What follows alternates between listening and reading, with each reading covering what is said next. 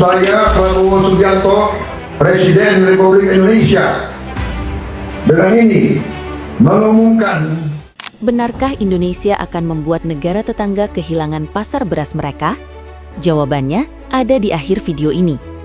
Dunia kini menoleh ke Asia Tenggara, bukan karena konflik atau krisis, tetapi karena satu kabar yang mengubah peta pangan regional.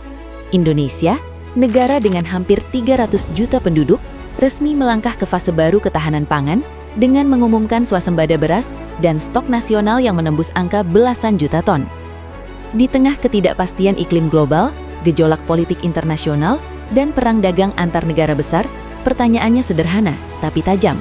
Apakah langkah Indonesia ini hanya kemenangan domestik atau sinyal awal pergeseran kekuatan pangan di kawasan yang selama ini didominasi oleh segelintir negara pengekspor? Selama puluhan tahun, beras bukan sekadar komoditas bagi Indonesia, melainkan simbol stabilitas sosial dan politik. Setiap lonjakan harga atau gangguan pasokan selalu berdampak langsung pada kehidupan masyarakat luas, dari kota besar hingga desa terpencil. Ketergantungan pada pasar global membuat posisi nasional rentan terhadap keputusan negara pengekspor, perubahan iklim ekstrim, dan dinamika geopolitik yang berada di luar kendali pemerintah, sehingga ketahanan pangan seringkali menjadi isu strategis yang menyentuh langsung ranah keamanan nasional dan stabilitas ekonomi. Titik balik mulai terasa ketika dunia diguncang pandemi coronavirus disease 2019. Rantai pasok global yang selama ini dianggap kokoh, tiba-tiba terputus. Pelabuhan tersendat, logistik melambat, dan negara-negara pengekspor pangan mulai memprioritaskan kebutuhan dalam negeri mereka. Indonesia merasakan langsung dampaknya, dengan lonjakan impor beras dan tekanan anggaran negara yang mencapai puluhan triliun rupiah hanya untuk menjaga stabilitas pasokan di tengah situasi global yang tidak menentu. Belum selesai dengan dampak pandemi, fenomena El Nino pada tahun 2023 memperburuk kondisi produksi pangan nasional. Kekeringan di berbagai sentra pertanian menekan hasil panen, sementara permintaan tetap tinggi seiring pertumbuhan penduduk dan pemulihan ekonomi. Pada periode ini, Indonesia tercatat sebagai salah satu importir beras terbesar di dunia, sebuah fakta yang memicu refleksi mendalam di tingkat kebijakan nasional tentang betapa rapuhnya ketergantungan pada pasar internasional untuk kebutuhan pangan pokok. Dari pengalaman tersebut, lahirlah konsolidasi besar-besaran di sektor pangan. Pemerintah mulai menyatukan kebijakan produksi, distribusi, dan cadangan nasional dalam satu kerangka ketahanan jangka panjang. Fokusnya bukan sekadar mengejar angka panen, tetapi membangun sistem yang mampu bertahan menghadapi guncangan global, baik dari sisi iklim, ekonomi, maupun politik internasional, sekaligus memastikan bahwa hasil pertanian dapat diserap pasar secara adil dan berkelanjutan.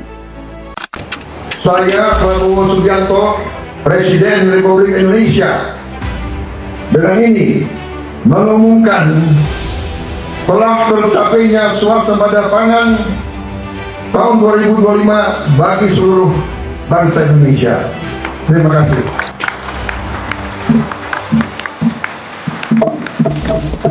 We also achieved self-sufficiency in rice. The first time in many years. Our rice production is the highest in the history of Indonesia.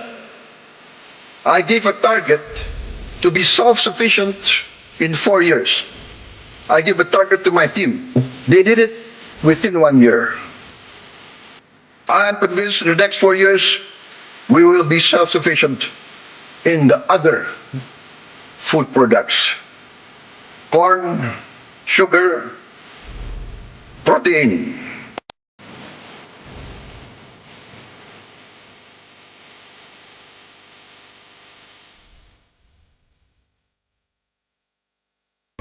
Memasuki awal tahun 2026, Badan Pangan Nasional secara resmi mengumumkan bahwa Indonesia telah mencapai status swasembada beras. Indikatornya jelas dan terukur, mulai dari produksi dalam negeri yang melampaui kebutuhan konsumsi nasional, penghentian impor beras konsumsi sejak tahun sebelumnya, hingga cadangan nasional yang berada pada level tertinggi sepanjang sejarah modern Indonesia. Sebuah pencapaian yang sebelumnya hanya menjadi target jangka panjang dalam berbagai dokumen perencanaan pembangunan nasional. Angka yang menjadi sorotan adalah stok beras nasional yang mencapai sekitar 12,5 juta ton. Lonjakan ini setara dengan peningkatan lebih dari 200% dibandingkan posisi awal 2024. Dari jumlah tersebut, jutaan ton dikelola langsung sebagai cadangan beras pemerintah oleh perusahaan umum Bulog, sementara sisanya tersebar di rumah tangga, pedagang, Penggilingan dan sektor swasta membentuk ekosistem cadangan yang relatif merata di berbagai lapisan distribusi. Stok tertinggi sepanjang merdeka, swasembada beras, kini jadi kenyataan. Selama puluhan tahun, beras adalah soal stok, soal impor, soal apakah negara cukup kuat memberi makan rakyatnya sendiri. Awal 2026 menjawab semuanya. Hari ini stok beras nasional mencapai 12,529 juta ton. Dan karena itu Indonesia resmi swasembada beras. Stok ini melonjak 203% dibanding 2 tahun sebelumnya. Dan tidak ada satu butir pun berasal dari impor. Semua lahir dari keringat petani kita. Produksi beras tahun ini pun diproyeksikan mencapai 34,7 ton. Dengan stok akhir tahun diperkirakan menguat hingga 16,1 juta ton. Ia adalah cerita tentang kedaulatan, tentang negara yang akhirnya mampu memberi makan rakyatnya sendiri. Dan negara di bawah kepemimpinan Prabowo Subianto sekali lagi berhasil membuktikan satu hal penting, bahwa negara bisa berpihak pada petani. Salam Pancasila, Biro Suara. Produksi nasional juga menunjukkan tren yang solid. Berdasarkan Raca Pangan, total produksi beras Indonesia pada tahun 2025 diperkirakan menembus lebih dari 34 juta ton, sementara kebutuhan konsumsi berada di kisaran 31 juta ton. Surplus inilah yang menjadi fondasi utama bagi ketahanan stok nasional dan membuka ruang bagi wacana ekspor dalam skala terbatas, sesuatu yang hampir tidak pernah dibicarakan secara serius selama beberapa dekade terakhir dalam kebijakan pangan nasional. Momentum panen puncak yang terjadi antara bulan Februari hingga April 2026 menyumbang sebagian besar produksi tahunan. Pemerintah memanfaatkan periode ini untuk memperkuat cadangan nasional, menstabilkan harga di tingkat petani dan konsumen, serta memastikan distribusi berjalan merata hingga ke wilayah-wilayah yang selama ini rentan terhadap kekurangan pasokan akibat keterbatasan infrastruktur dan akses logistik. Dalam konteks global, pangan telah lama menjadi instrumen geopolitik. Negara dengan surplus produksi memiliki pengaruh lebih besar dalam menjaga stabilitas kawasan, terutama di tengah meningkatnya konflik regional dan ketegangan antar blok ekonomi. Dengan stok beras yang melimpah, Indonesia kini memiliki posisi tawar baru di Asia Tenggara, bukan hanya sebagai pasar besar, tetapi juga sebagai potensi pemasok yang dapat membantu menyeimbangkan pasokan regional dan memperkuat diplomasi ekonomi berbasis pangan.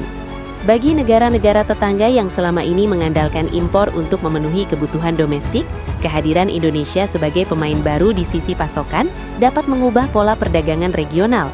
Ini membuka peluang kerjasama baru, mulai dari kontrak jangka panjang hingga kolaborasi riset varietas unggul, tetapi juga memicu persaingan dalam menjaga akses pasar dan stabilitas harga di tingkat kawasan yang semakin terintegrasi.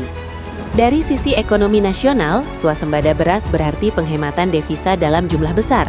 Dana yang sebelumnya dialokasikan untuk impor kini dapat dialihkan ke sektor produktif lain, seperti pembangunan infrastruktur pertanian, penguatan riset benih unggul, dan modernisasi sistem irigasi.